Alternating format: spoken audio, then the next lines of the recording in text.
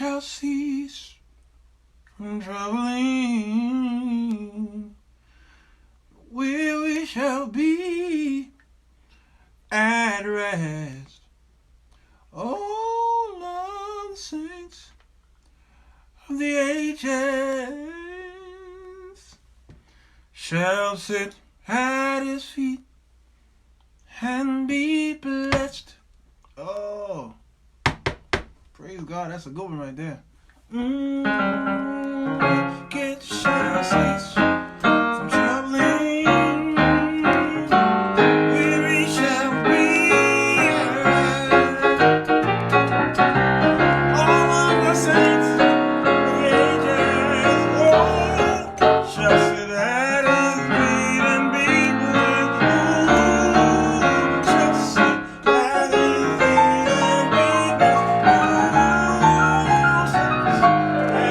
his feet and be blessed. Hey,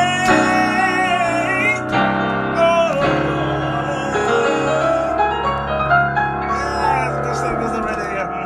Hello, everybody. Sirwalterj Jones Show. I'm here this evening. Nope. Midday connection. Baby. How y'all is? Come on in. The water is fine. The wicked shall cease from troubling. The weary shall be at rest. But all the saints of the ages shall sit at his feet and be blessed. Today is today is Tuesday, right after the Columbus, y'all called the murder. Columbus, yeah. Native American Indigenous Day was yesterday. And thank God for my brothers and sisters out there. Tamara says, yes, God.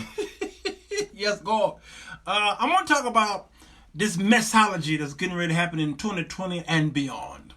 All right? As y'all know that the church is on trial. Y'all ain't know that?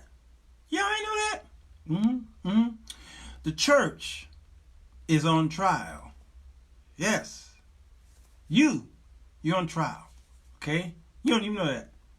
Yep, the election of Donald to Trump and those who are running right now for the office next year, y'all on trial.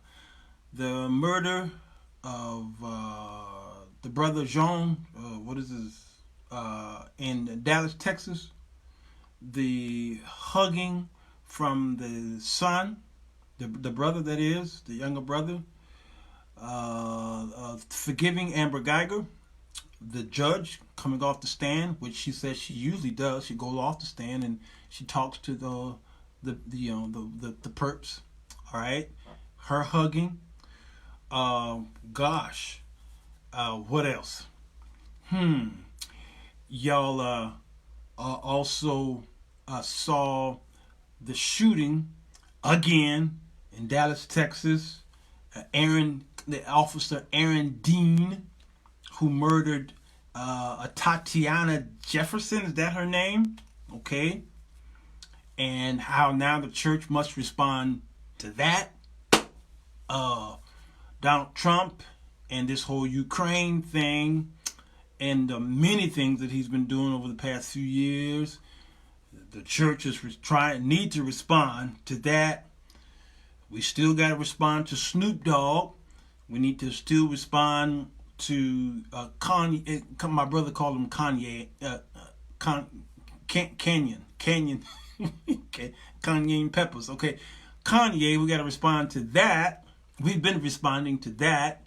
We're still responding to, of course, Leandria Johnson and the Clark sisters and some of their tumultuous things and the inner fighting within the family. Kirk Franklin and the street preacher approaching him on the bullhorn. I'm getting tired. Larry Reed, King Jives, Sir William McCrae, all right, the Church of God in Christ, the Apostolic Church, the Baptist, the Gospel Industry Workshop of America, the Southern Baptist. We are responding to all of this stuff that's happening in America, and the church is on trial. And you don't even realize you are the jury as well as the judge, as well as the prosecutor. And the defense. The church is on trial. Yeah. And what's happening with all of this, and how are you responding? You are responding in ways that are deplorable to your mothers and fathers and grandmothers and fathers, and that silent generation. Most of them are gone now. But the baby boomers who have raised you up in holiness and what y'all call Christianity, raised you up to believe that you should be separated from the world. Sanctification was something that they cherished, but now to be sanctified, oh no, you don't want to be. They'll be named among them. So the scriptures talked about what was used to be called good is now evil, and that which was evil is good.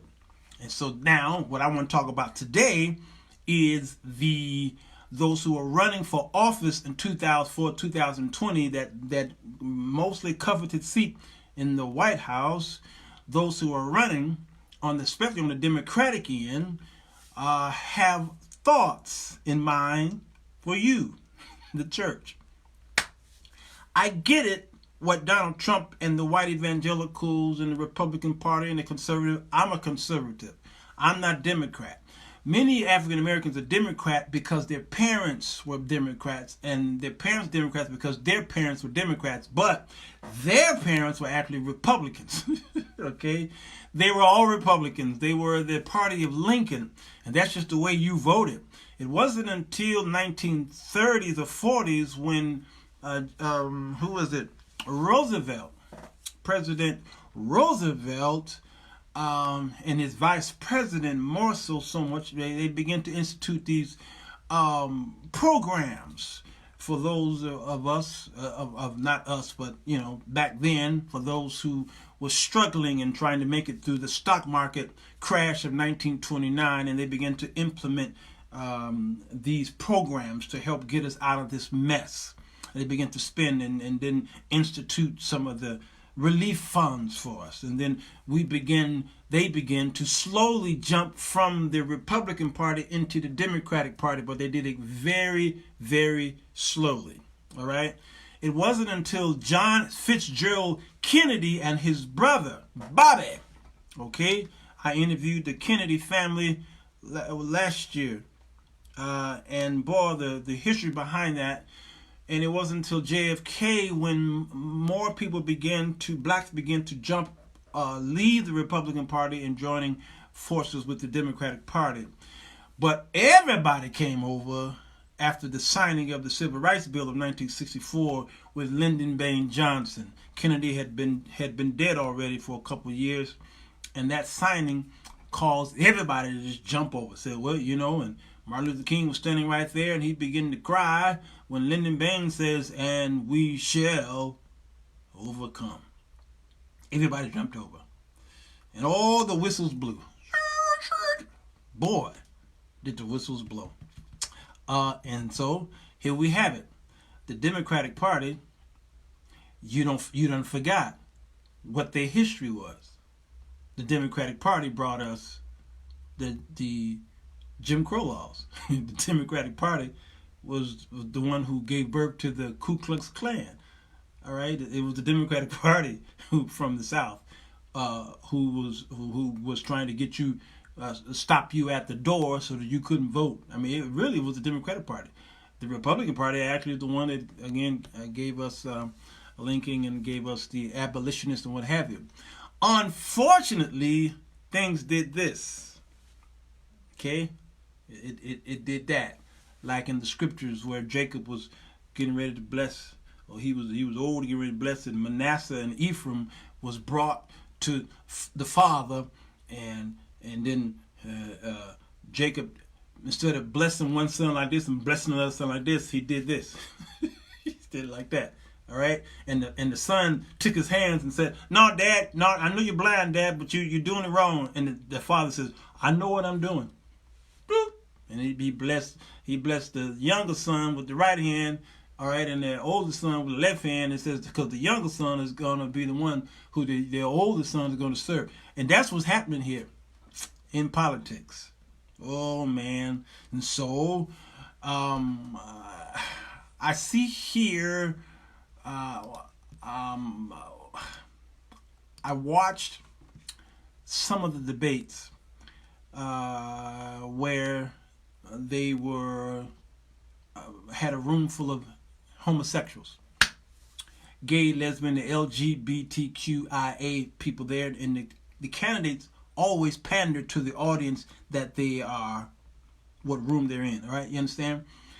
If evangelicals bring a candidate to a forum, then the candidates will pander to the evangelicals.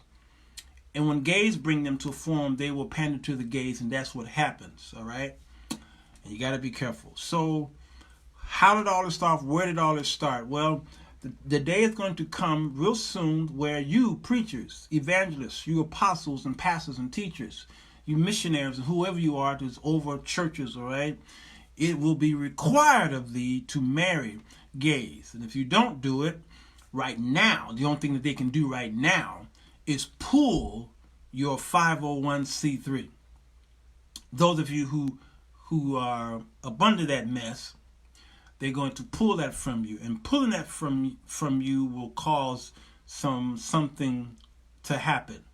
All right, because you feel or you believe that you have to have a 501c3, and so that you don't have to pay taxes. I'm gonna read some things here, but where did all this gay stuff come from? And should you be blaming the new crop of people coming in for 2020 to blame for you having to now marry gays and give them all of the rights and privileges that are given to them or granted to them by the Supreme Court, who's meeting on them right now? All right. Who started this? Well, the man you voted in office several years ago. He didn't really start it, but oh boy, did he push the accelerated button. Yeah, he pushed the accelerated button, and you voted for him. And you ignored his stands on homosexuality. You ignored it, or his progression on it. See, because he was stomped on it at first, and then he progressed more so towards them until he full blown said, oh yeah, this has got to happen. This is God ordained. Tamara says, look up the Gay Manifesto. And this stuff happens. It didn't just happen. It didn't happen in the 90s. Just happened in the 90s. That thing goes all the way back to the 60s. They have been on this since the 60s. And they knew that one day they will overcome. And they did it quicker than African Americans. Yeah, they did it quicker than African Americans did. Why? Oh man, the God of this world. It's something else, ain't it? He looks after his own. I'm going to flip this phone and let you see. I hope if I flip it, y'all, I don't lose y'all, because I upgraded to the iOS 13.1.2, and it's been acting funny. And my stuff been freezing and all kind of stuff. You know, when y'all update these softwares, especially on iPhones, boy, the bugs come with it. All right, I'm flipping. If I lose you, I ain't coming back. What? It's there. Okay, here we go. I believe that marriage is between a man and a woman. But I also detest the sort of bashing and vilifying of gays and lesbians because I think it's unduly divisive. It's unnecessary. Most gays and lesbians are simply seeking basic recognition of their rights. We've got to make sure that everybody is equal under the law. And the civil unions that I proposed would be equivalent in terms of making sure that all the rights that are conferred by the state are equal for same-sex couples as well as for heterosexual couples. Now, with respect to marriage, it's my belief that it's up to the individual denominations to make a decision as to whether they want to recognize marriage or not. With respect to gay marriage, I do not support gay marriage, but I support a very strong version of civil unions where I think the state has to recognize the same rights and responsibilities for gay people, same-sex couples, as they do for anybody else. Because the state is not a religious institution. And I believe in equal protection under the law, and so making sure that the right to transfer property, hospital visitation, non-discrimination, all those principles apply to same-sex couples, I think is important. Define marriage.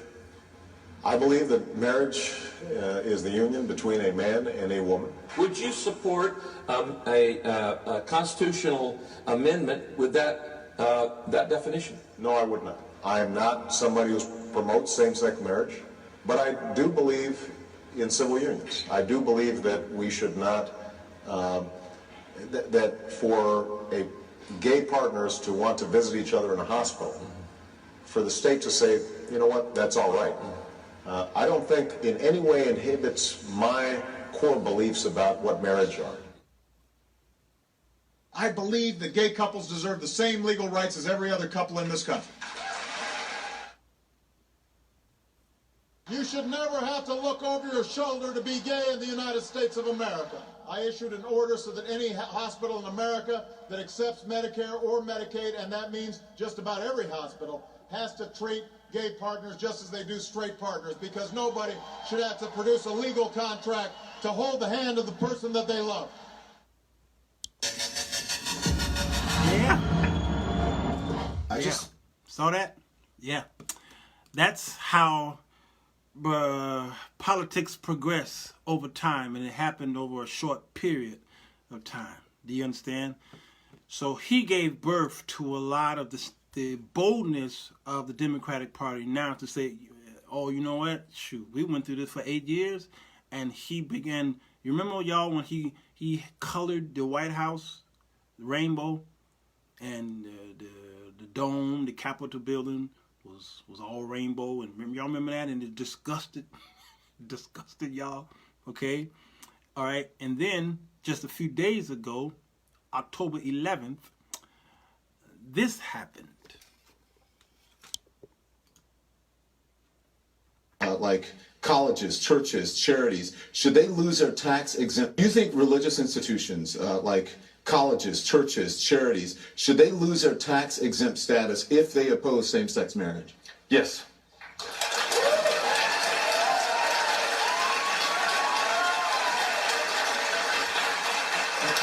There can be no reward, no benefit, no tax break for anyone or any institution, any organization in America that denies the full human rights and the full civil rights of every single one of us. And so as president, we're going to make that a priority, and we are going to stop those who are infringing upon the human rights of our fellow Americans. All right. Yeah. Y'all know this is not anything new, right? They've been trying to do this for a very long time. And you got to understand what the 501c3 was. And remember the guy I mentioned earlier in the show? I mentioned Lyndon Baines Johnson. This is why it's so important, African Americans, that you guys don't pay much attention to the news or history. You hate history, and you're deemed to repeat it. All right, I'm gonna continue to show you some things that are kind of shocking. But it was Lyndon Baines Johnson, the same one who signed the Civil Rights Bill, is the same one who gave us the 501c3. And he did that for the church. He did that for the pastors that were in the South. All right, and then it wasn't until 2000 maybe 4, I think it was, when George Bush Jr. revisited the thing, and then he revisited the whole separation of church and state. All right, oh man, and y'all need to go to my show where I break all that down. I call it "Is Your Church a Creature of the State?" Go to that show, either on Facebook or YouTube. I'm hoping I put it on YouTube. Is Your Church a Creature of the State? Is a show I did a couple years ago. And I'm going to talk about this 501c3 and why is it so important that you not be so, just going crazy over this. Bears Bolton, you said you got a question? All right, shoot your question. But Tamara, I'm going to get her name right, y'all. It's Tamara. She says, yeah, Pastor stopped talking to me because I asked him after Obama's second term, how was the president who looks like you work out for you and your beliefs? I asked this question the day same-sex marriage was legalized, which happened to be the same day Obama spoke at the funeral of the AME pastor, who was gunned down in the church, by a white boy. The pastor deleted and blocked me, she said. That's it. Obama ran first. I was living in South Dakota, so I was pulled in by white evangelicals, and I was watching Fox News faithfully, because whatever territory you're in, you are influenced by the people that are part of that. You are. I was influenced, and then I had to shake myself. So then I started watching all news stations to make sure I get an unbiased view. So I began to watch PBS especially, and then NBC, and then ABC, stuff like that, even though I know they are affiliates of some of the the stations, all right, where it's more entertainment and it's more opinion based. But I like the Peter Jennings of this world, the Walter Cronkites of this world, the Dan Rathers of this world, those who didn't make opinions, but they reported the news as they saw it, and then they left it up to you to come up to a conclusion. Today's news is very opinionated, and they have pundits, and it's a mess. And to now, it's almost state ran. Fox is like it's state ran. The White House, Fox is a plug for the White House. Fox News is a plug for the White House. That's why whenever Donald Trump comes on the stage, and he always go to these rallies, the rallies actually is a what do you call that? When you need a dog or a cat or something on the plane, they are called, what do you call those that help for those who are maybe they might be depressed, or they are suffering with anxiety, so they have these pets, so they travel around it. So these pets are allowed into stores and on airplanes. What do you call those? What do y'all call those? That's what Donald Trump do when he have his rallies. He need those, and then he call out the pundits of these news stations on Fox. Or notice what he knows all of them. All right, and that's why Shepard left. He out of there. Okay, is that his name? Jake? Is it Shep? He says I can't. Yes, thank you, Dottie. Support animals. So the rallies for Donald Trump is a support group for him. Yeah, it's a support group for him. And he only goes to certain territories. Notice, he won't come. He was in Chicago, but almost secretly he went to a certain area. But he won't come to Chicago in our neighborhoods. Oh, no. He only goes to certain areas where he know he's accepted. That is his support group. Yeah, Therapeutic Animals, Joyce Graham. And Mama Jag is on here. Praise God. What about churches that have set bylaws against this? Derek Dean. I personally know of one that did this as a proactive solution. Yes, Derek Dean. Let me address that in 1 minute. I think I want to make sure I cover all these. Yeah, that's better. Derek, hopefully with what I'm getting ready to say will answer you. Brentic says Beto won't win the Democratic nomination, so we don't have to worry. Brentic, that is true, but Beto O'Rourke represented what he just said. He represented his fellow brothers and sisters who was running. You understand what I'm saying? He didn't just speak for himself. He spoke for the rest of them. You better know this. This is the Democratic Party, and they are not as divided. They are divided, but publicly they're not as divided as what we're seeing in the Republican Party. They seem like they're a force of one because everybody's kissing up to Donald Trump. Everybody's in the Republican Party is kissing up to him, and they are lying for him. But that house of cards is getting ready to fall, and fall hard. All right? Because if Donald Trump loses the election, watch how they turn on him. They're only holding him up as long as they can because they know they got to hold it up. So to hold him up is to hold the party up.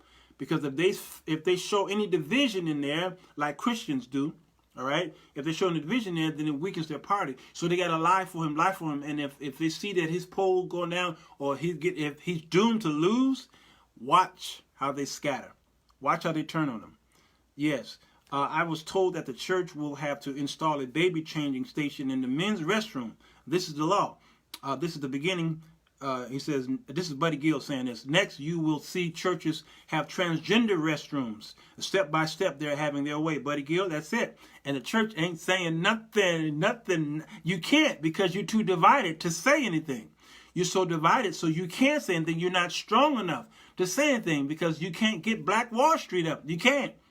You won't even support his business. You won't support his business. You won't support my business, because it's the crabs in the barrel. So the church is too weak, especially the Pentecostal church. You're too weak to come together to fight these type of immoral laws. You can't, because that's why you got so many churches everywhere. Up and down Michigan Avenue here in Chicago, there's a church on every corner from 95th Street all the way to 115th Street. No, further than that, there's a church on almost every corner. Why? Would you ever see that in the Vatican? It's amazing. Biden won't do that, nor will Kamala. That's who has the best shot. With Brentic, who was the vice president of Barack Obama? Brentic, are you forgetting who was the vice president of Barack Obama? You forgot that. Because if Barack Obama had the legal right to serve another 4 years, guess what was getting ready to happen? Well, my church already has baby changing stations. How can this pseudo church say anything when gays rule their churches? Tamra, there you have it, right there. Look at the vloggers. I mean, look at the thing that they always talk about. Look at the thing that they always talk about. What do they always bring up? The evangelicals are a big supporter of Trump. They will have a say in it. William Morris, if Trump wins, William Morris, if he wins, yes, that will hold it back for another term if he's not impeached. And then if he's impeached, then Pence is in office, and Pence is worse. But if you see a pastor on the news, and I've seen them, Creflo Dollar was on there, and the smiling preacher from Texas, what's his name? Okay, and notice the question that the pundits always ask, especially CNN, who's got 2 or 3 gays that are on there. What is the number one question? And they were on Oprah. They were on Larry King Live, right, when Larry King had a show. What is the number one question that always all pundits that's on the left ask pastors and evangelicals? All right, the number one question, if they're on CNN or MSNBC, all right, that question always pop up. Lawrence C. Jones, that's it. Is gay marriage a sin? Joel Osteen, thank you, Amber. Is gay marriage a sin? Notice that. They don't ask no other question. They go in right into the gay thing. And it causes the show to linger for that whole interview. They're trying to defend their stance on homosexuality. Why? Can y'all tell me why? They're scared to give a straight answer, Lawrence. They can never give a straight answer. All right? What is your stance on homosexuality? Yes. Beatrice? Yes. The Senate won't allow him to be impeached. William G. Morris. Now, I'm with you on this. They still have a tipping majority, the Republicans do. So, Morris, you're right. It's not going to be easy to impeach that man. Number 2, I have mixed emotions about all this impeachment stuff, because what is it doing? It's holding up laws that need to be passed. There are laws sitting in Congress that need to be passed to help your brothers and sisters, but they're being held up because everybody's worrying about this impeachment. You understand? So they're holding up things that need to keep our company, well, it is a company, America, going. And so everybody's worried about impeachment. So what is that doing? The show I did a couple of days ago is the bottleneck effect, the rubberneck effect. You see a crash over there. You going this way, and you see a crash over there. So what do? You slow down. And people are behind you, and then they see it, and then they slow down, and then they slow down. Before you know it, you get all this traffic behind you, but the crash is over there. It's the bottleneck effect. And in Chicago, we call it Gaper's delay. Gaper's delay. What? We so nosy, we're running into mischief looking over there. sowing discord among the brethren, looking over there. And that's what's happening. And this thing seems to repeat itself over and over again. In the Obama administration, the same thing happened. The Secretary of State, was it the Secretary? Who was it? The Majority Leader, McConnell, is that his name? He says, our only point of business is to make sure that Obama don't succeed. That's what he said. When Obama got reelected, he says, that's all our business is to make sure that this man don't succeed. And they spent 4 and 8 years holding up policies and bills. And Obama said, pass a bill.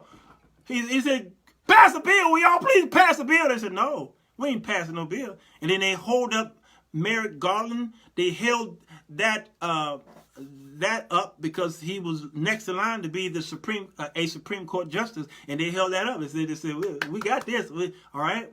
And they held America up for 8 years. So what's happening now? Same thing. The Democrats getting ready to get even. At least they think they are, all right? And it's holding up policies that need to be passed.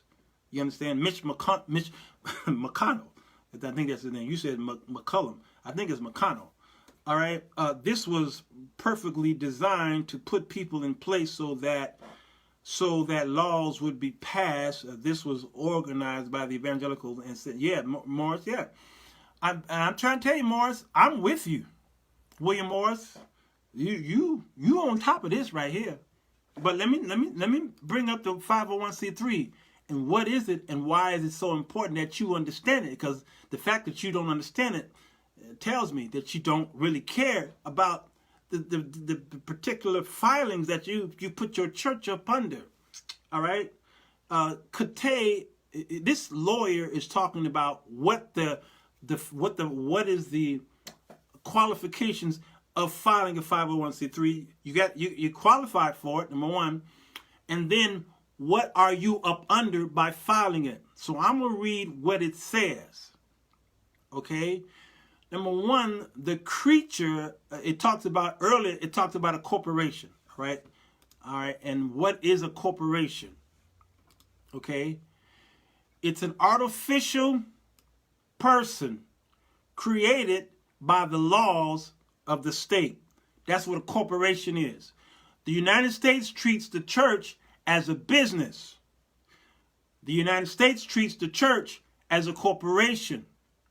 So what happens? Then the corporation files with the state under a 501c3. You get it? So you who are married, you got married by going to the state to get a license to marry her or him. So then, even though you are an individual, the government kind of treats you like a corporation too. Why? Because you went to the government to get permission to marry this person, and now you have a paperwork that says we're married, and the state approved it, not so much God. The state overrides God in your marriage license. You understand? So now you cannot separate or get a divorce except you go back to the government for permission. You understand? And then the government will tell you how to allocate your money, whether it's child support or alimony or what have you, because you went to the state for permission. Now you got to go back to the state for division. Okay? And this is why Jesus was saying to the people, the men who were divorcing their wives for anything, he said Moses gave them a writ of divorce. He says, but it was not like that in the beginning. And what was the beginning? He was talking about Adam and Eve, the ideal marriage. You understand? So you, the church, is a corporation, and the government recognizes you as such. All right? The state is the controlling party, though, of that corporation. The government, they call the state, is the controlling party of that government. Shirley says, how do you get married in God's without a paper? Shirley, you don't need paperwork to get married. There was no paperwork in the Bible for those to get. You had arranged marriages. You saw her, and you said, I want her, and you were betrothed to each other. It was by mouth. It was by the utterance of your mouth. the marriage between God and man is not paperwork. If God is married to us, if we're married, if we're betrothed to Christ, was there any paperwork done? Huh? Was there any paperwork done? Okay. No. Marriage licenses are only about 100 years old. The only reason why there's a marriage license in America is because a black man wanted to marry a white woman. That's why. But many of you don't know that because you just didn't want to know that. So, all right. So then the whole thing with common law popped up. All right. Common law. But the common law is a shaky law because you have to prove common law. You got to prove it. And there must, and depending on certain states, because it's an individual state thing, but originally the neighborhood had to proclaim that y'all live together, that y'all stay together. You just can't say, common law, so we're married, and then the state getting your business. It don't work that easy. Yes, Amber says by mouth. That's how it was all done. You don't need no paperwork to get married. Still today, you don't need paperwork to get married because, like William said, common law can kick in. Yeah. No white man wanted to marry black women. Yeah. It doesn't matter the order, Joe Hill. It doesn't matter the order. Still, the paperwork needed, and then everybody started jumping on the bandwagon. Prior to that, you didn't need no paperwork. You were considered married by God above, and those witnesses. Is it? My contacts need to refocus. Is it not after 7 years common law? Yeah, depending on the state. Yes, and that originally it was 7 years. And man, they keep changing these laws. Man. Marriage certificate was introduced because of interracial marriages. There it is, Victoria. So some of you know this. If churches wish to keep their tax-exempt status, then they may be forced to conform. Since we do not want the status, we will not be affected. Just talking about the church I attend. Hey, Wade Martin, good to see you. By the way, if you decide that you don't want the 501c3, guess what? All of the taxes that you saved, they're coming after you for that. That's the part that y'all didn't know that. They're coming after you. What will happen if the pastors or ministers do not marry the gays? Will they sue them or lose their church? Alan Perkins? Well, let's read what the 501c3 says. Everybody knows that the subject of homosexuality and gay marriage divide, and they know it. It's the line drawn in the sand, in politics, in families, in churches. That's right, they know it. That's why they keep asking them the question on the news. Yes. Elder Vernon says California is 7 years, common law. All right? So here's the thing. You're in a corporation. The government recognizes you as a corporation. You are an artificial person. Okay. Now, you are told that you need a 501c3, and you don't. It will limit your liability. You need it to hold property. You need it for tax reasons. Those are the reasons why people say you need to be a 501c3. Okay? Also, the members have less protection as a 501c3 in church than those who do not. So if you are a member of the church, you have less protection under the 501c3 filing. So what happens? What you've done was you created a two-headed monster if you are 501c3. And you cannot use your Bible to resolve any issues in court. So if you go to court for anything in your church, you can't bring your Bible in and say, but God says, and the judge will say, no, you're not under God. You're under the state. You are a creature of the state. So God, there is no sovereign God if the state owns you. A curious mind want to know, explain why Jesus said Moses gave a written divorce. Shirley Caswell, that's a good question. Jesus said that Moses gave a writ of divorce to protect the woman, not so much the man. Because when you look in the scriptures, you see the abuse that men had over women. The utter abuse, and women were treated like property. All right, if you look at the scriptures, it seems to be very, very pro-man, okay? And Jesus cared about everybody, male or female. There is no man and female in the Lord. Y'all always say that as women, right? So what Moses did, then God told him to allow the writ of divorce to protect the woman, because the men were marrying them, and if they breath stank, they were just putting them away. They were just doing whatever they wanted to the women. They were abusing them, and so Moses was allowing them to get out of that marriage and give them a divorce. But that was only for a short period of time because of that dispensation. But Jesus says that's not the way it was in the beginning. And so when Christ came, he says, now I'm getting ready to take y'all back to the beginning. That's why I'm here. I'm here to fulfill the law. You understand? So in me, I'm taking you back to the beginning. Look to me, I'm taking you back to Adam and Eve. That's why Jesus is called the last what? Y'all put that down there. He's called the last what? Or the second what? Y'all put that down there. That was a test of the emergency broadcast system. All right. Yeah, Elder Vernon, casting them away. I believe, William Morris, what are you saying here? I believe that Trump was put in place to change the laws of what God wanted his people to do, if my people. But they didn't, so God raised up Trump, and so far it's working. Supreme Court is in place. Hey, William Morris, you and I just think too much alike. Too much alike. Donald Trump is King Saul. He's not that other king that the evangelicals keep saying he's king. What's that king that they always say that he is like?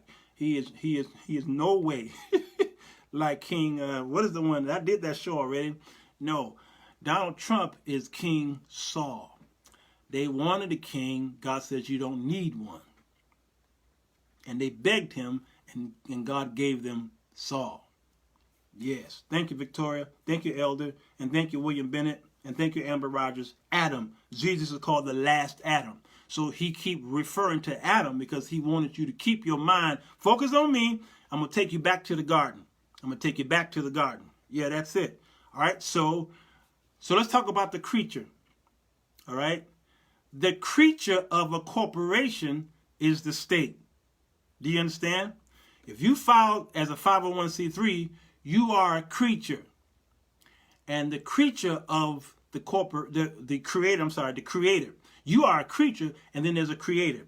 The creator of the corporation is the state. So you who are a church under 501c3, the state created you. Next, the state is the sole authority and sovereign head over that corporation, not God. The state is the sovereign head over your church. The corporation is subject to laws of the state, which limits its powers. So when it's time for voting, you cannot tell the church to vote for Beto O'Rourke or Les Bellman and Sirwalterj Jones. You can't do it. That's against the law. You understand? The corporation has no constitutional protected rights. So you can write in your bylaws all you want to. That was one of the questions. That was one of the statements that was made earlier. You can write up in your bylaws anything you want to. It means nothing. If it goes against what the 501c3 say, your bylaws is junk. Try testing that in the court. In the music business, we have what's called copyright laws. Not just in the music business, but and so when I was coming up in the music business in the late 80s, we would do what was called a poor man's copyright. And what was that? You took your cassette tape. There were no CDs back then. And your lyrics, and you put it in an envelope. Okay? You put it in an envelope. And you mailed it to yourself. And then you went down there to the post office and had a stamp. What was that stamp? Okay? And it came to your house, and you can prove by the stamp on that is that song belongs to you, because you couldn't afford at that time it was the copyright was about $15-20. Okay, and then you were copywritten, all right, and then if somebody was to take your song or steal your song and a copyright infringement, you say, that was my song. You go to court. And then you go to court. Now, this guy here got papers from the Library of Congress. He copywritten your song properly from Library of Congress, and you got a post stamp. Okay? And y'all standing before the judge, and the judge laughs at you. Even though you wrote the song and the stamp there, the judge laughed at you. Really? So I'm the judge. I'm a creature of the state. That paperwork that he got is paperwork from the state. You're going to come in here with a piece of paper and it's got a little post stamp on that. I know that's from the Postal Service, but that's anybody could alter the postal stamp. You could have opened that envelope, put some heat on it. Y'all know how you do. Put some heat on that, open it up, and go in there and manipulate. He said no, and you're gonna lose that case. So they had to throw out that whole poor man's copyright. It don't work. So that's the thing that I'm telling y'all with 501c3. It's the same situation here. All right, your poor man's copyright or your bylaws in your church. Your bylaws is the poor man's copyright. Yeah, you don't need a 501c3. You're already a non-for-profit organization. You're already tax exempt. If you filing for a 501c3 as a church because you want to save taxes, they laugh at you. The lawyers, they're like, you already tax exempt. Already. Oh, okay. What you saying here, Tamika? So can you function as a church without, see, I just said it. So the 501c3 sets the laws that must be followed according to the state. Yeah, Tanika, you do not.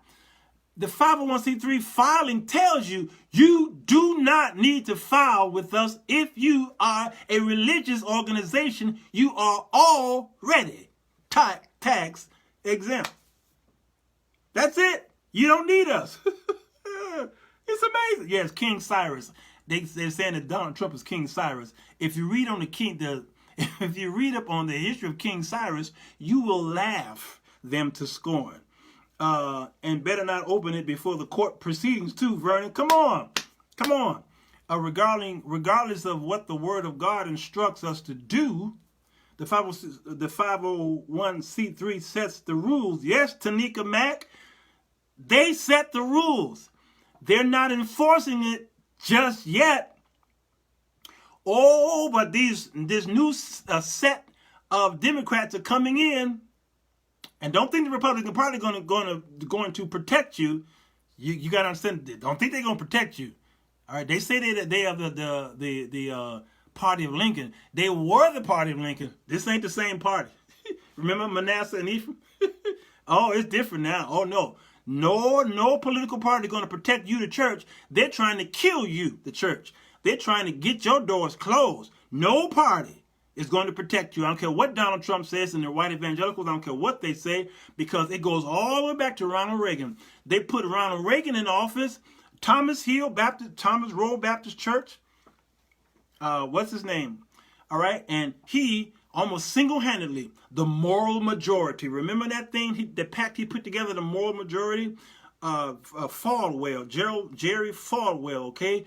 And he had all these white evangelicals to register to vote. They had never registered before because they felt that there's no need for us to do this because Jesus is coming back. This was during a time when everybody thought that this year Jesus was coming back. Remember, everybody was making y'all, just fooling y'all. Y'all was selling stuff and stocking up stuff and all kind of stuff and trying to collect on your life insurance because Jesus was coming back. Every 10 years, Jesus was coming back. December 25th, 2000 is December 1985. I mean, and y'all crazy.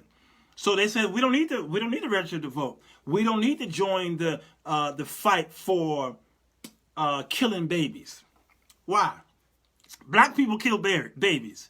Native Americans kill babies, okay? Hispanics kill babies. We don't need to fight this abortion thing. We don't need to do that. Let's just build our churches and our schools in the South. These are white evangelicals, and we don't allow the blacks to join in, okay? We don't allow them to be a part of it. No, so that's why we had to join forces with these HBCUs and what have you and create our own because whites wasn't letting us in, and I don't know why we need to be a part of that.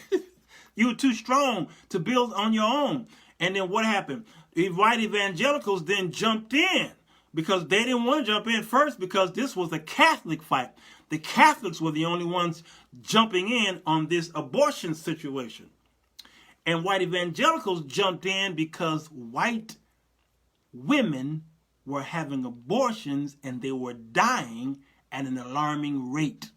And white evangelicals says, uh-oh, I think it's time for us to jump in. That's the only reason why they jumped in, because their women were dying.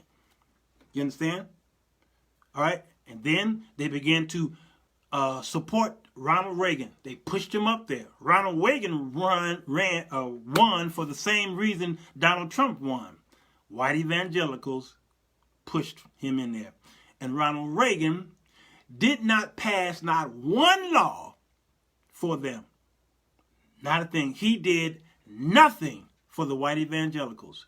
And if you go to Google or YouTube, you'll see Jerry Falwell get so upset. He says, I will never, ever again put all of my ducks in a row for a candidate.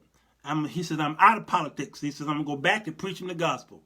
And then this mess with him and I've sinned against you. What's his name?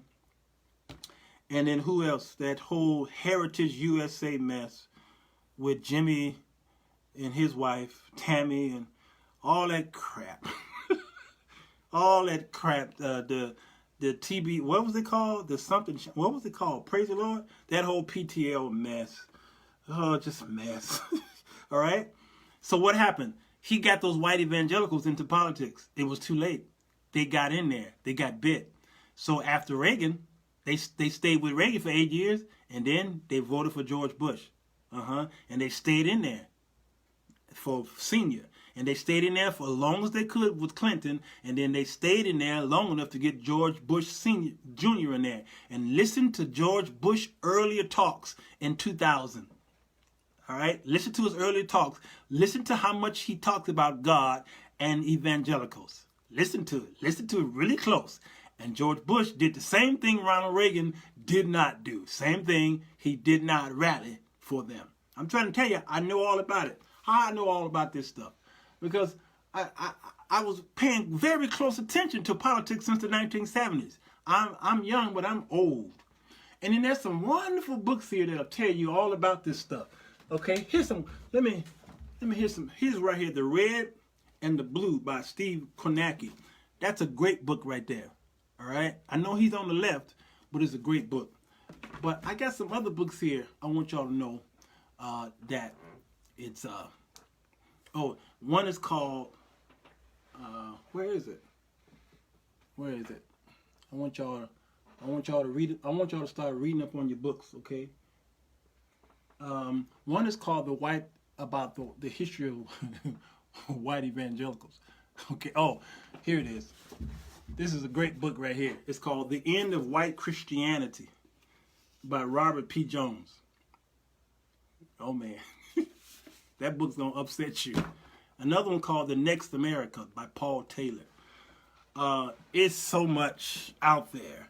So when I talk like this, I'm not giving you my opinion. I'm giving you what I was involved in, meaning I was paying close attention to this when this was happening.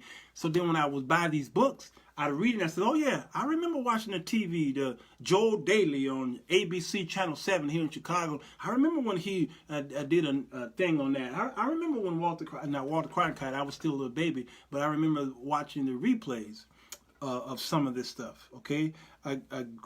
Greed, pride, self, and unholy trinity of the church today. Iris, come on. What am I missing here? How do we fight this yet support the very political party that is the major influence behind these laws? Are we doomed? Cordelia says, are we doomed?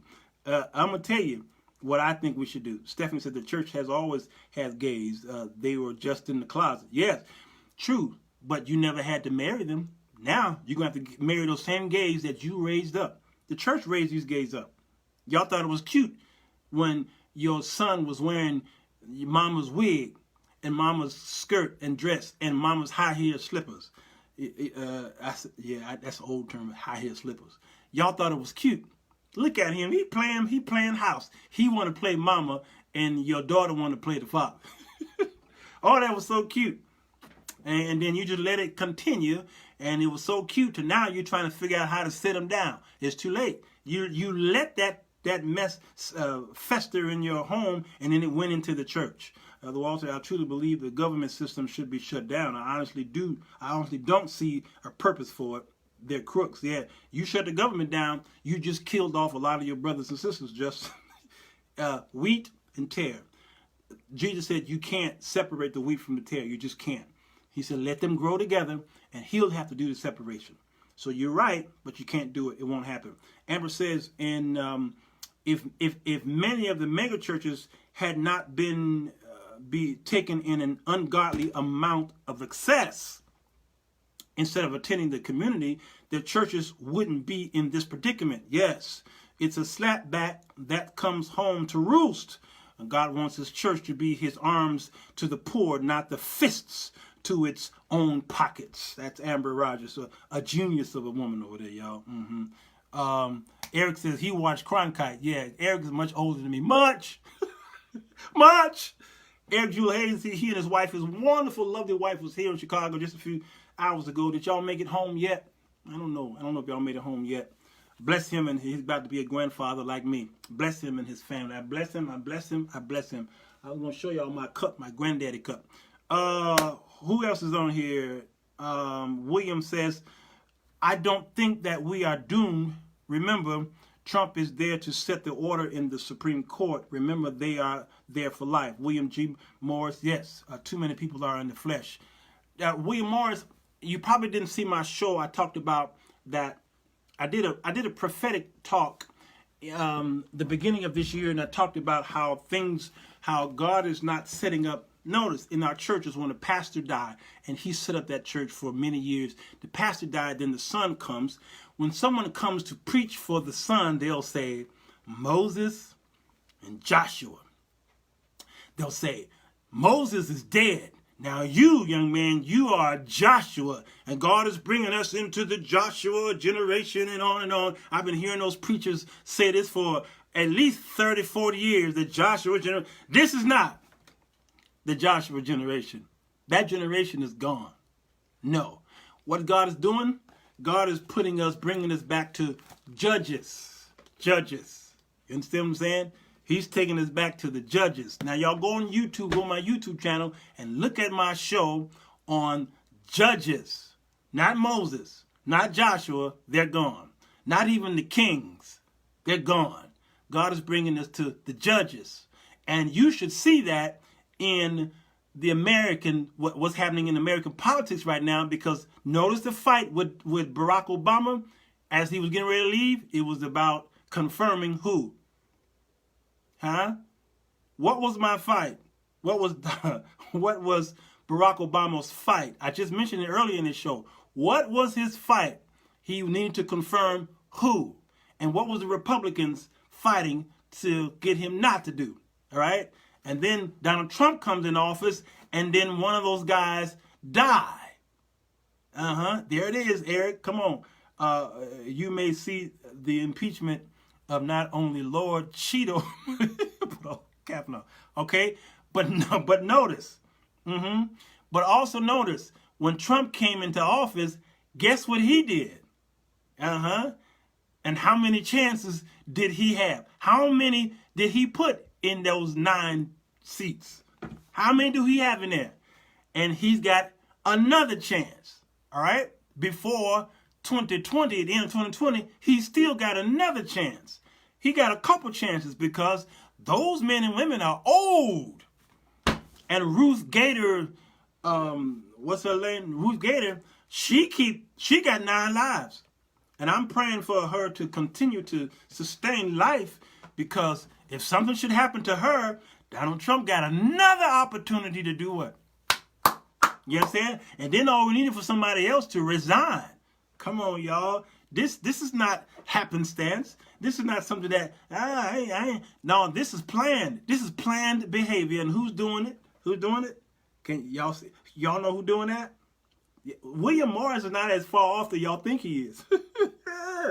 This is the judges' generation. This is not Moses or Joshua or the king. This is about the judges. And the judges are coming together to what? What is their job? I did that show on the whiteboard.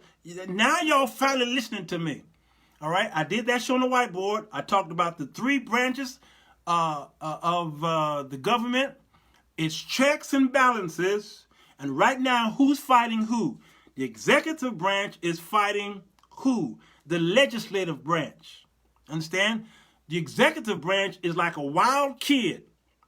The legislative branch is trying to check the executive branch. It is their job. They're co-equal, but they got to check one another. So that one won't feel like he's more superior over the other.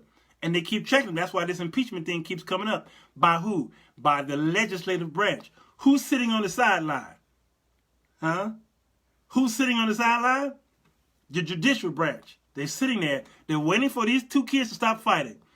And then when they come to a place where they just can't, then the judges come off a session and they put on their robes and say, all right, we're going to handle this. We're either going to uphold what the executive said or we're going to uphold what the legislative said. They don't pass laws. The judges, they don't pass laws. Congress does. But the judges uphold. They protect and defend like the executive branch do. They interpret the law. That's what the judges do. The law already been in place. And the judge says, I'll allow it. I'll allow it. Look at the Amber Geiger situation. The jury said guilty. And then the jury said 10 years. The judge couldn't say nothing. She said, whether I allow it or not, I have no control. She could not say, we can't do 10 years, let's do 50. She couldn't.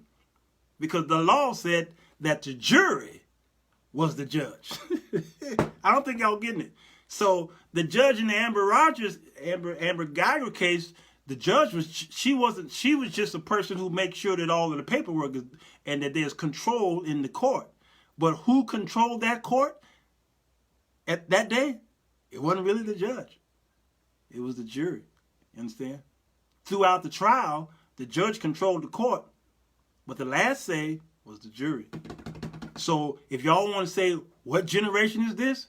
It's the judge generation, but who is the judge? Sometimes the judge is the jury. I don't think y'all getting it. I don't think y'all not getting this. I don't know. See, last night I did a wonderful show on Native Americans, and none of y'all showed up. None of you showed up. All right? These are all oppressed people. It was too boring for y'all. But why y'all showing up now? Huh? Because your church is being affected right now. All right? So you are a creature of the state. In Texas, the defendant has the option of asking the judge or the jury to sentence them. In Texas, he says the defendant has the option of asking the judge or jury to sentence them. Well, that day, the judge had no right. She had to accept the 10 years. Nothing. Now, they're going to appeal, so it's not over. The judge said out of her mouth, I might be, this case might pop up again in my court. That's what she said yesterday on what's his name show. All right? Man, y'all teaching here. Trump don't mind them fighting because he will have everyone in place. If you can control the Supreme Court, you win. There it is, William. William Morris, man. I may have to pay you some tithes. I don't mean money, I mean ties. I mean bow ties. Okay. I missed it. Didn't know you did. I will have to go back and look at it. Yes, Belle. Yeah, I did that show. Go check it out. Go to my YouTube channel and look at the topics. And oh man. So the state is the sole authority of the sovereign. All right, this is the power that the state have over your church. The corporation is an artificial person. Your church submits to a state charter declaring it as it is a creature of the state. The church is created for the benefit of the people. The church is a state franchise. Y'all are McDonald's and Burger King. Sure is. Y'all like, what happened to separating church and state? Not if you're going to file. Mm-hmm. The church is a privilege. Is a privilege. Y'all see this? The 501c3 actually is the antithesis of the Constitution of the United States, and you don't know that. It's like the Federal Reserve and the Treasury Department is against the law. You paying taxes is against the law. They set up the Federal Reserve in 1913, 1914, something like that. It's an illegal entity. But yet the government is getting away with it because the government is a Ponzi scheme. And y'all paying what's his name? Bernie Madoff. The government is Bernie Madoff. So the 501c3 is anti-Constitution. Justice says, I'm at McDonald's right now. Y'all don't even know that. No, hear what it says. It says the church is a privilege granted by the state. Granted by the state, a privilege. All right. The church is a state franchise. Wait a minute. Wait. Does not the First Amendment say that the government shall make no law to institute a state-run religion? Huh? But it says that the church is a state franchise. It's amazing to me. Who wins between a jury trial if you choose it, or a judge trial if you choose that one? All right, I don't understand that one. Eric says, ask anyone and they can't tell you who controls the Federal Reserve Bank. Eric, Jewel Hayes, they can't even tell you who controls it.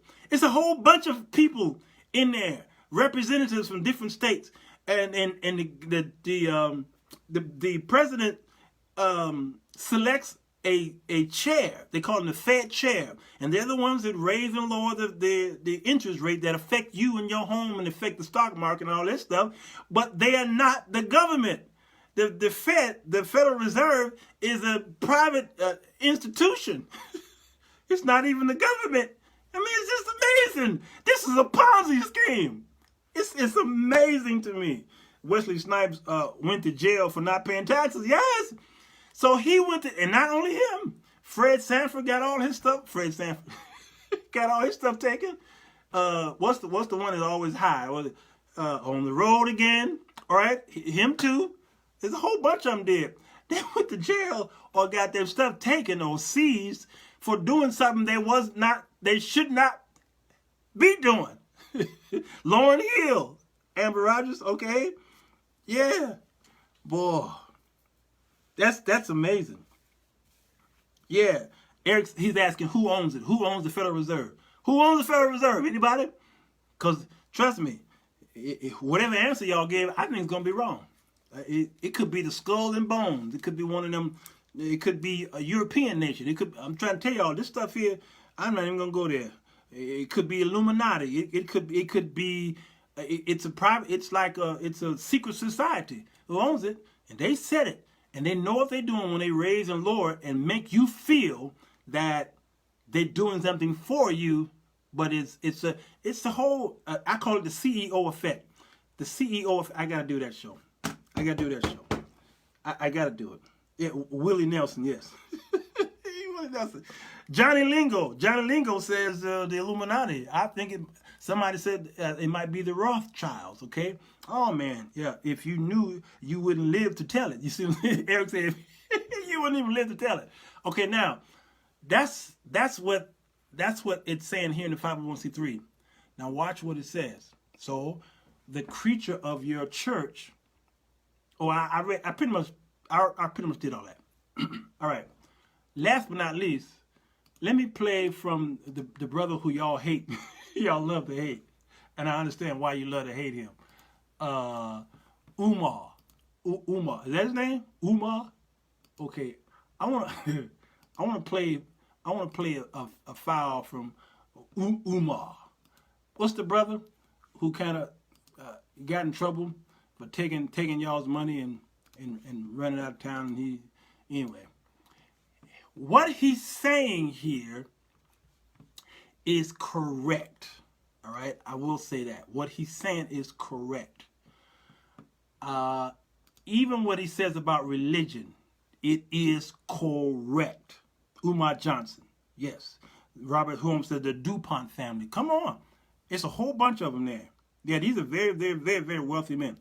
Bankers told me that when I worked in the banking industry years ago, Victoria says, Amber says it's an illusion. It's not owned by anybody. The Board of Governors and D.C.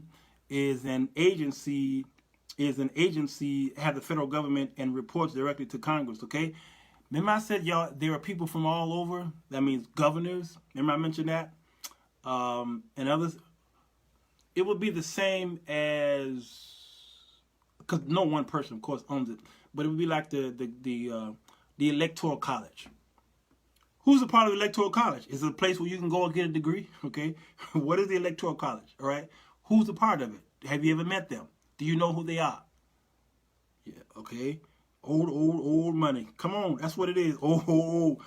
Murdoch. William Morris says the Murdochs. Now they're wealthy. Extremely wealthy. Dr. Umar Johnson. Yes. I'm going to play this. Y'all have heard him talk like this before, but I want to play it for those of you who are new to my show. All right.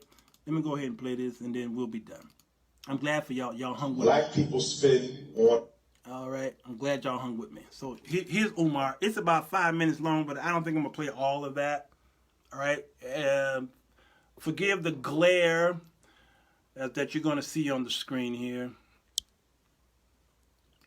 Black people spend on average $2 billion a year on Air Jordan, $4 billion a year on liquor, $1 billion a year on fast food. You saw what just happened with Popeyes. $40 million in a matter of hours. Yes. And we weren't even paid for that. Black women spend almost $20 billion a year on hair care and beauty products. But yet, there's not a black community in the United States I can go to where you can show me a black community that has all four of the essential institutions, which are a bank, a school, a supermarket, and a hospital. A bank to invest in the people, a supermarket to feed the people, a school to teach the people, and a hospital to save the people.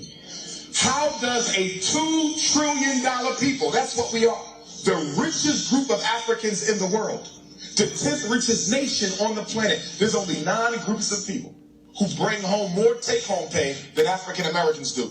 And we don't have an independent community. There's 2 reasons for that.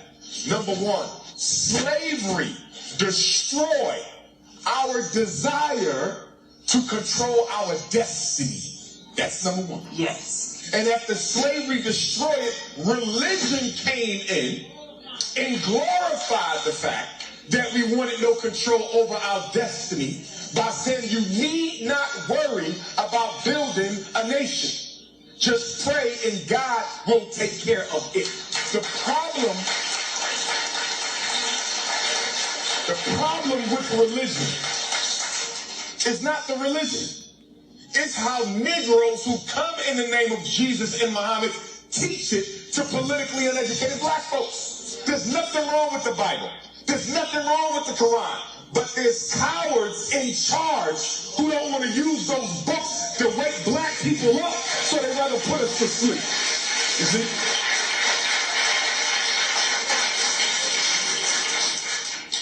Every bank that receives at least $250,000 a year, if a bank has a $250,000 revenue stream, they should have a bank. If a church has that, they should have a bank. If your church with at least $250,000, you must have a bank for 2 reasons. You bring in enough revenue to invest in us to the point where every black person in Pontiac should have their own business. No black woman should ever have to work for a white man in her life when you got black churches bringing that type of money in. You see? But they don't. So because the black church don't have a bank of their own, that means their money goes into a white bank. So on Sunday, you donate to church. They take your money, your black Jesus money, and put it in a white devil's bank. And then the white devil, stay with me, will take black people's Jesus money and they will give it to other white devils to come into Pontiac and buy up your neighborhood and push you out with your own money. You see. Okay? He's preaching tonight, isn't he? I'll end with this. My biggest problem with black religion, I don't care which one you name, they're all dysfunctional. My biggest problem with black religion is they teach us that we have to die to experience heaven. Okay. But the Chinese got his heaven right now. And the Arab got his heaven right now. And the Jew got his heaven right now. And the East Indian got his heaven right now. So why can everybody else have heaven now, but I can only get mine after I die? Oh my God. So for me, I'm going to get heaven now. Okay. And I'm going to get heaven during my life. And I'm going to get heaven for my babies, or I'm going to die trying. See, the black man and woman have not made up their mind that they don't want to be slaves anymore. Frederick Douglass says something very prophetic. You haven't made up your mind that you don't want to be slaves anymore. So she carried a rifle for the Underground Railroad to shoot you in the behind because you didn't realize that you was a slave. You was still a slave. Umar speaks a lot of truth, but has no integrity and is a classic cult leader. Yes, someone could take his plans and do wonders with it. Yep, and that's my whole thing. Notice my beginning statement. Umar is a very bitter person, bitter black man. Yes, Umar has been led astray, I believe, by Satan to cause him to have you to run away from what God has instructed and ordained for you. Yes. What he's doing, though, is he's bringing truth and mixing it into a pot of deception. You have to understand this is decon rat poison, which gives the rat 95% good food and then kills it with 5% poison. That's what he's doing, all right? So what he's saying and logically is correct as it pertains to financial logics. He's right. You understand? I came that you might have life. Yes, yes. This is not a pun. Right, Eric Jewel Hayes. I'm with you. Eric Jewel Hayes is a pastor, so he understands. So what he's giving you is what I said yesterday about how women run to New Age help.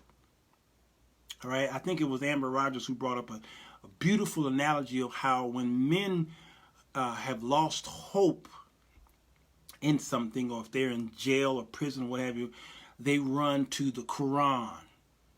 They run to someone militant. They run to Hebrew Israelites. I'm talking about the militant ones that are on the street that wear the white, because there's two different Hebrew Israelites. All right, they want to talk to a terrible God. You're like, what do you mean by that? God is terrible. That's what he says in the King James Version. Y'all know what that means, right? They want a belligerent God. They want a warlike God of the Old Testament.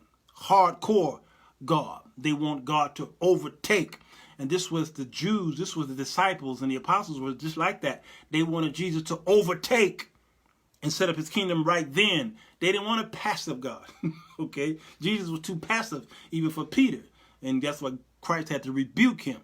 Because he said, I'm going to die. You're not dying for these. No, you ain't dying for these people. Look what they did. It's a Jonah thing. So men need this done. They hardcore. That's why they hit.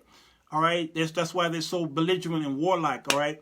Women need something a little more passive. And so they run to the Oprahs and the Ayanna Van Zants, and they get pulled in by the new age talk of inspiration and what have you. That's why when you go to the churches, you see the whole fabric of the churches change, the aesthetics and the beautiful curtains, and you want God more of a praise, worship, I love you, more emotional God.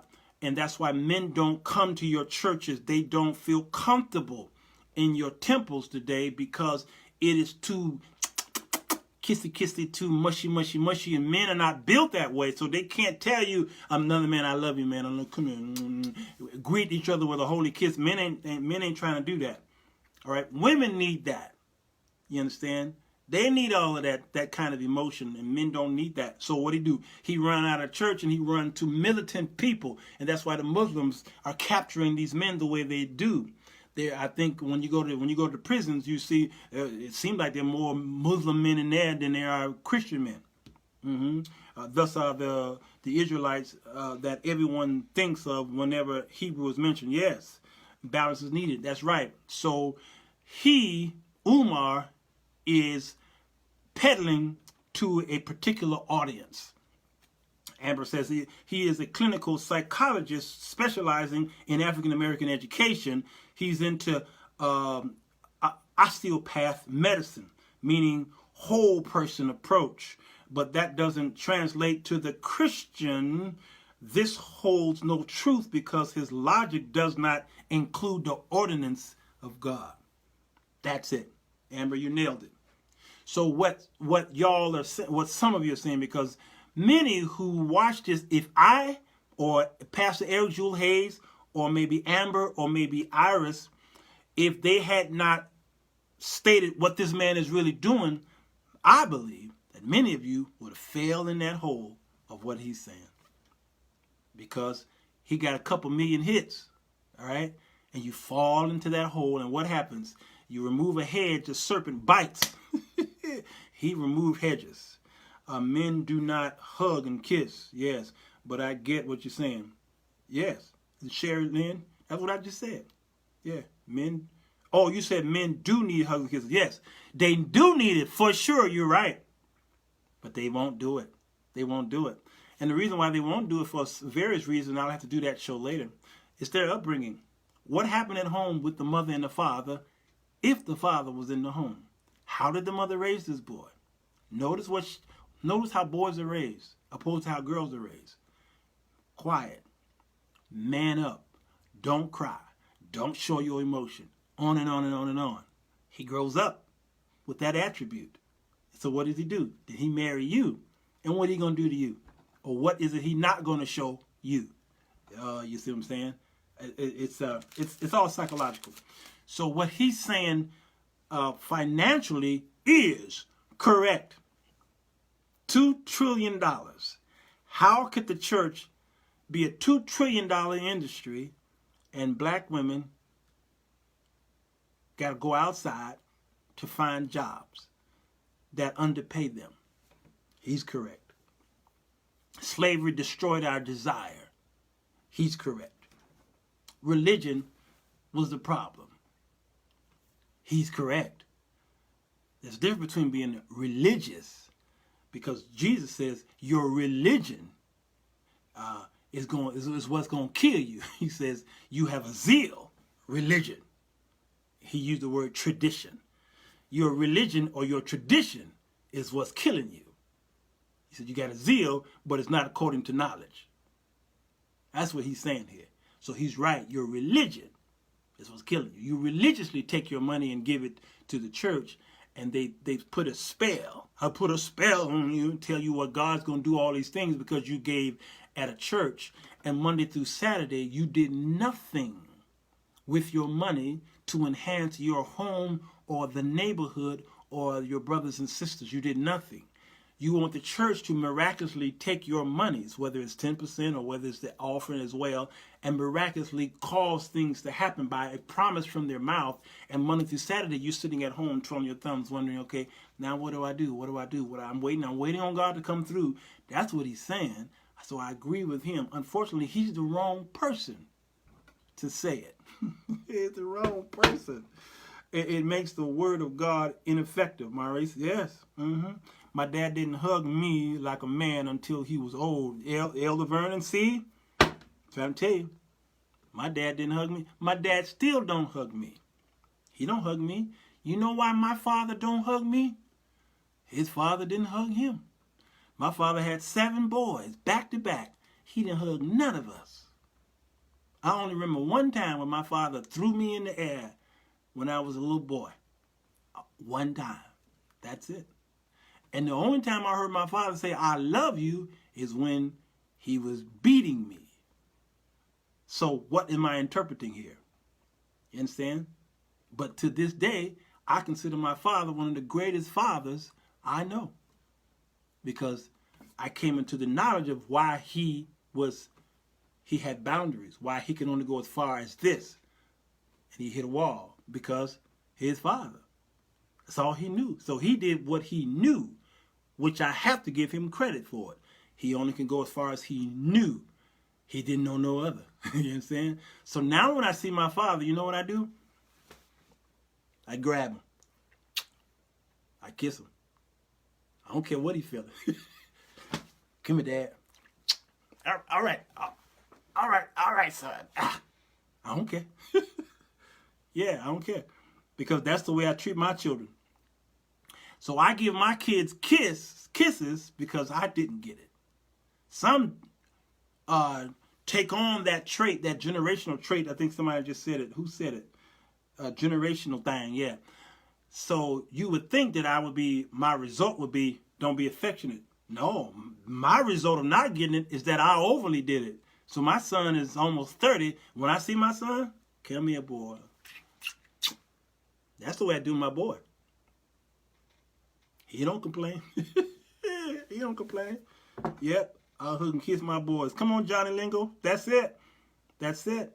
I believe if black men would lead in honor, love, patience, and courage, most black women will follow them. Sherry Lynn, you preaching the gospel there. Elder Vernon, you do your son like that? Yes, I kiss my boy. Yes, I do. I'm a big hugger and kisser with my kids and grands. It's not normal for us not to embrace each other, Lynn says. And Lynn, and that's a woman doing that. So that's kind of natural for, maybe not in your family, but it's natural for women to be affectionate to their children. But it's not that natural for men to be kissing on their boys up in age. That's not normal to see it. Although there are many men out there that I know who kiss their sons, and I know men who kiss their sons on the lips. Now, it is a culture in other countries to kiss on the lips, but in America, I know men, fathers who when they greet, right here in America, they kiss their son on the lip. That ain't happening here, but don't think that it's not happening in black families. And the narrative among whites in America has always been that black men are not affectionate to their children.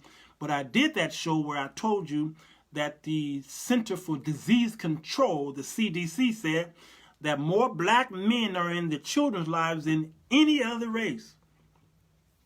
More than whites. Black men are in the children's lives. They're not in the home. They're like, but they're not in the home. How can they be in their lives? Because they ain't got to be in the home. They go check on the kids. They have joint custody. They pick up the kids from the mama's house and they take them somewhere. Blah, blah, blah. Okay? They spend more time. Just because it's not happening in your home don't mean it's not happening. So when I did that show, the women was like, that ain't happening. He ain't paying no child support. He ain't seen his kid in 15 years. That's your house. But if you do a Google search, like you search for mess, if you just, because you search for all this other crap, why don't you search for this? The CDC. These are white folks. They're telling y'all that black people are more in the kids' lives than any other race. Yep. Research states black men are in their sons' lives. Come on, Belinda. That's it. And you don't want to receive that because your home has been disarrayed, and not just. And I'm not saying because of you. It might have been because of him, but that's not nationally. That's not a national trait there.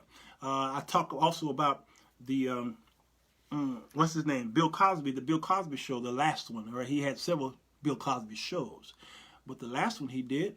The Dr. Hustable, and he was a doctor, and his wife Claire was a lawyer. You know, all his kids went to, at least most of them went to college. Okay, they were rich, and America thought that was just make up. There was make believe. They loved the show. It was #1 for years. It helped NBC become as wealthy as they are today. Bill Cosby single-handedly. Okay, all right. But America thought that was only make-believe until the phone was ringing when they did when the show went off the air and the cast sat on Oprah's couch, and Bill and the cast would say that they kept getting phone calls from around America saying that these black families were calling and said, Dr. Huxtable is my father. Claire Huxtable is my mom. And we live in a building just like that. My father got his practice, his office is in our house. Black families from all over the country was calling in saying, that's my family. We're rich, just like that. And they couldn't believe it because they thought themselves, the creators of the show, they thought themselves that there's only a couple families like that. They were all over the place. It's amazing.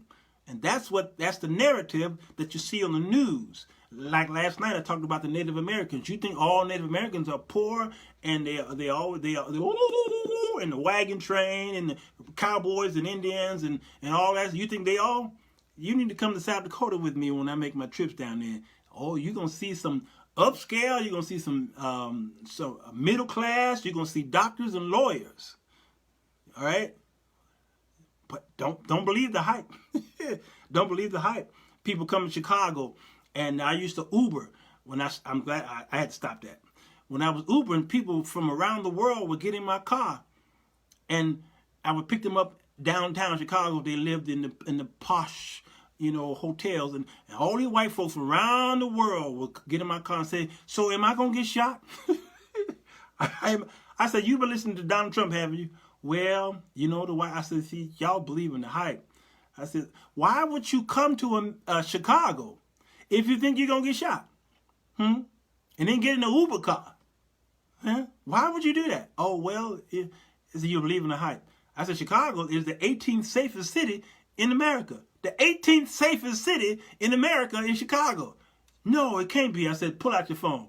And I love doing it. I said, "Pull out your phone." They pull out their phone. I said, "Now type in worst cities in America." And they would type that in. I says, "All right, read me from top 1 to 10. They read all 10. They says, "Chicago now on this list." I said, "Yeah, keep reading." 11, no. 12, no. 13, no. 14, no. 15. They said, "Where's Chicago?" I said, "See, you believe the hype, didn't you? You believe that if you come here, you're going to get shot." I said, "The likelihood of you getting shot in Chicago is the likelihood of, I don't know, maybe you starving for 3 days because ain't no food nowhere." Okay? It don't happen. It just don't happen. You think it does because per capita, we've got a few million people here. And if it said 500 people got shot and killed in Chicago, with 3-4 million people who live here, that's like this many people got shot. Like this. You know how big Chicago is? Now, if 500 people got shot in a little town in Maine, and then, yeah, that's a national catastrophe. They done wiped out a whole city. But it's per capita. We're actually safer than you think it is. You believe in the hype because Donald Trump said, "What the hell is going on in Chicago?" You heard him say that, and then you said, "We're going to get shot in Chicago." I've been living here all my life. And I live in the hood. And I close my eyes and walk outside and get in my car. It just don't happen as frequent as you think it does. The hype. You believe in the hype. The highest percentage of blacks enrolled in colleges when the spin-off show of The Cosby Show. Yep, called A Different World. Come on, Sherry Lynn. And see, I did this show during the afternoon because I know you be asleep at night. So I thought about you, baby. All right? But that's it. It's a different world from where you come from. I know my start got back. It's a different world from where you come from. Yeah. I wish I knew all of it. I don't know. Okay? Who was that singing the lead to that? What's her name? Was that Patty? Or was that the mother, the soul sister number one? Who sang that? I think that was Aretha, right? I am sure me, wife, and boys do life together. What? I make sure. Yeah, Johnny Lingo. Amen. Amen. What are y'all saying? Recap. Why churches will have to marry? I ask because I'm on a board that gives legal ways around it. Sam Mack, was that a question you were asking? Why churches will have to marry?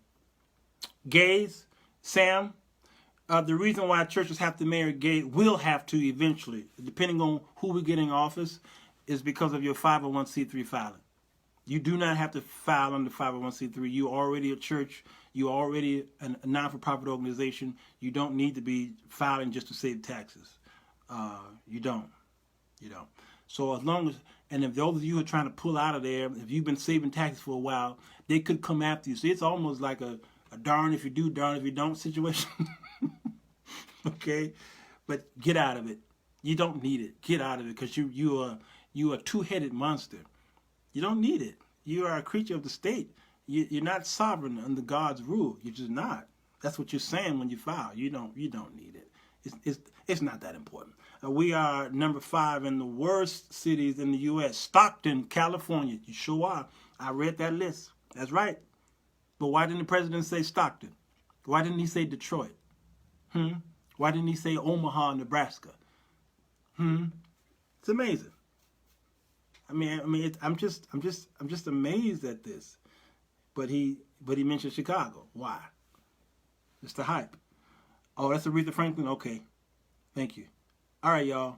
I think I've upset y'all enough. Yeah.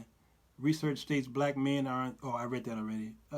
Unfortunately, because most of us are not researchers, we believe the false narrative that white folks have spun about the black family. Yes, we have. It's a shame. But if your church changed to use the building, then you can be sued. If your church charged to use the building, then you can be sued. You can ask for honorarium, but not charge. That's the legal way. Yes, Sam Mack. Yes, and I would love to. I want to develop a show. Sam, why don't you write up some stuff for me? I like to develop a show on the do's and don'ts of your churches and the financial situation. I would love to do that. Cortez, little blessings to you. He said, you've educated me. Because Sam Mack, I'm talking to you, Senior. Thank you again for this. The laws keep changing, especially in your state. Always, let me tell y'all, black people, please, stop not going to town halls. All right? Things happen in town halls. Hey, Annette. Things keep happening in town halls and without you, because you don't show up. You would rather dress your kid in some Hollywood Halloween outfit and go out there, and then that's the only time you go up and down the streets of your neighbors because you're Halloweening. But you won't go to a town hall, which is right up the street. You won't even do it. And certain laws and things happen in your little area that affect you, and taxes and restrictions and things like that, and you won't even go. You at church. You at church all night. All right? And you should tell the church, I can't go because it's a town hall, and things get done at those places. But when you see a town hall on TV, you see only white folk in that hallway. Okay? And they got the mic and they tell them, no, man, we ain't gonna let you do no, we ain't gonna let you, okay? Y'all don't show up to those things. And that's why the government keep getting over on the church, because you won't show up to these events because you're too holy. So I'm addressing Sam Mack, is that there's some things in as the way y'all collect offering is some of y'all doing an illegal act. And Tamara could testify to this. Even the way y'all put certain things on the screen, the songs that y'all sing by recorded artists, some of y'all are breaking copyright laws and you don't even know you're doing it. So there's organizations that you need to sign up with, depending on how big your church is, so that some of these songwriters like myself won't come after you for copyright infringement because you singing my song and I'm not getting any credit for it. All right, these performance rights organizations. All right, okay, you got to sign up for some of this stuff. All right, you don't know a lot of this stuff. So even the way y'all collect offerings is illegal, and you don't even know it. Right, we have to educate ourselves and stop trying to get rich off of people who don't have. Yes.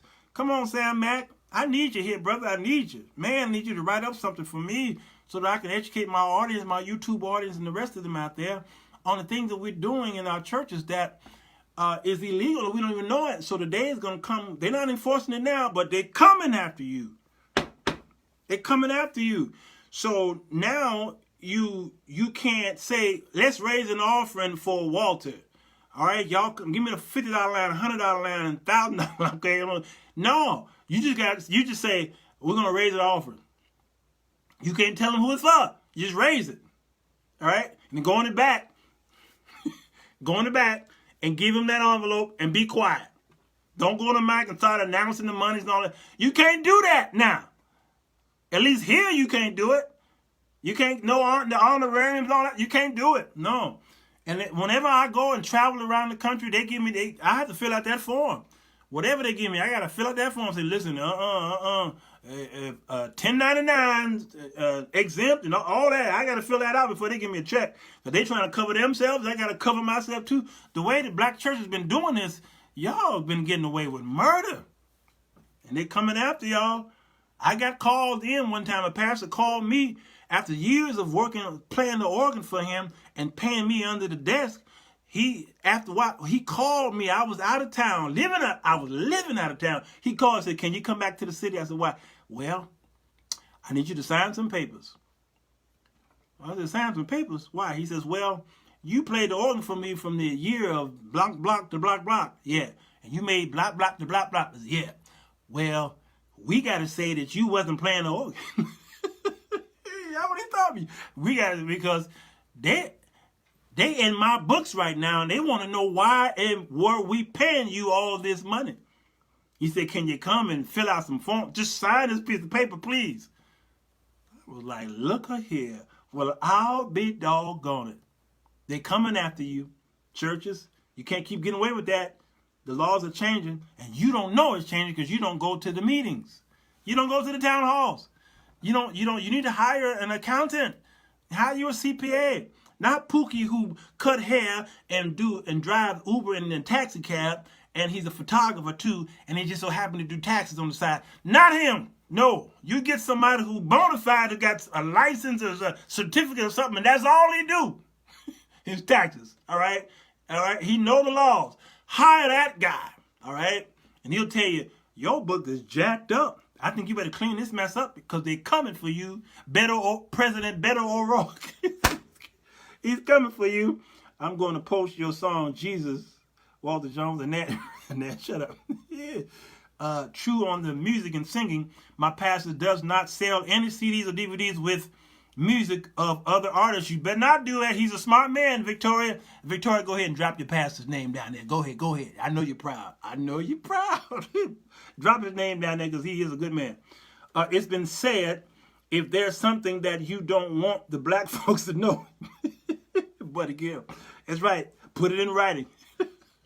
That's right. But you're right. You know, I wrote this book, The 4 Women That Men Desire, and women keep asking me the question, but why men, blah, blah, blah, why men? I says, I hid it in the book.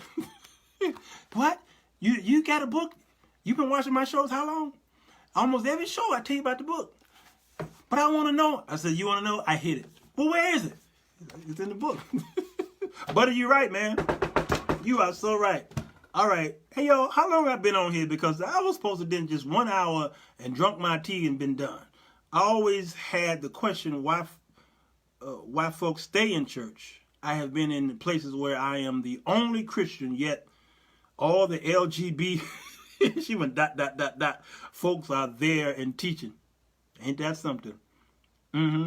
Right now in Evanston, Illinois, they are bringing the LGBT into the schools for the whole week. This was last week, all week long, to educate the kids on being more considerate to the LGB, all them people, okay? Yeah. And our church had to respond to that. And some of the parents pulled their kids out of school for the whole week. Hour and 44 minutes? Good Lord. All right. Let me go. But it said not that book. Okay. Let me go. Johnny Lingo, he put 2:43. No. Please tell me I wasn't on for 2 hours and 43 minutes. Or is that what time? No, that can't be what time you... It's 5:02 here, so I know that ain't the time. Lingo, where you at? Johnny? You in Bangladesh? Where are you? Dr. Bill Winston, Living Word Christian Center, Victoria. See how she put it all? No spelled, no typos. She just spelled his name out real nice like. All right, 2 more. I'll read 2 more and get out of here. Didn't they make it a law to teach in certain areas, Vernon? Not nationwide just yet. No. And your question, the way you questioned it, though, did they make a law to teach it? Well, no, there's no law, but there's allowances. Because y'all know Pookie ain't saved no way. He's the reason why y'all keep coming up short at the end of the year. Man.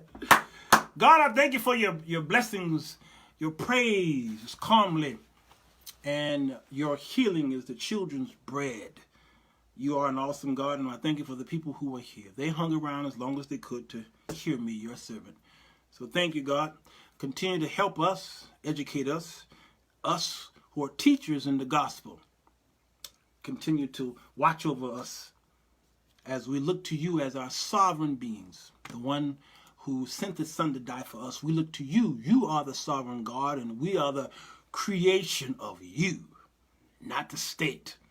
Help us to teach and expound, correct, and instruct and rebuke with boldness to those who don't want to hear it, but you told us to make our face like flint.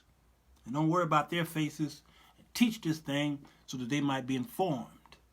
So when the evil one do show up, we know we can smell him a mile away coming.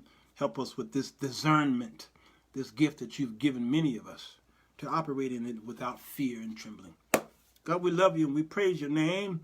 We ask that you bless those who are watching this and that they might hear the gospel and make a turn, and that they turn to you. In Jesus' name we pray. Thank God. Amen. I know you've been tired, and it feels like it's been going on for years. Oh, don't you ever let go. Do you know where your kids are? Don't let go. Don't let go. Oh, don't you ever let go. Don't you never let go. It's ever. Tennille. Don't you ever. Ain't no need in worrying. Night is gonna bring you let go. It will be all over in the morning. Don't you ever let go. Yes, yes, yes, yes,